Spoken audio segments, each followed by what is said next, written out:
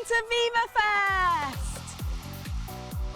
Viva Fest is a fully inclusive festival for adults with learning disabilities, making sure that people with learning disabilities really feel valued and feel that they can take part in something like this, that this is for them and that they can live out their dreams, try new things and connect with more people. I enjoyed it with my friends and my boy. Music, dancing, it's been magical. So on the main stage today we've had some incredible acts, included performances from our very own People First groups across Cymraeg People First. I have been singing on stage. They've been having a good time. We've had so many stalls and activities here at Viva Fest today. We've had a real range of partner organisations come on board to share information with people with learning disabilities and to show them what's out there.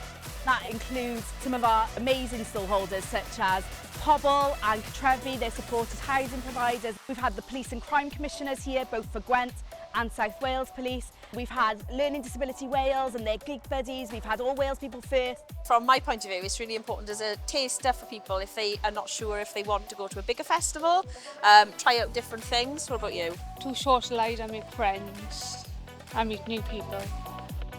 As well as that, we've had some of our friends from Able Radio. They've come down and delivered a live radio show throughout the whole day.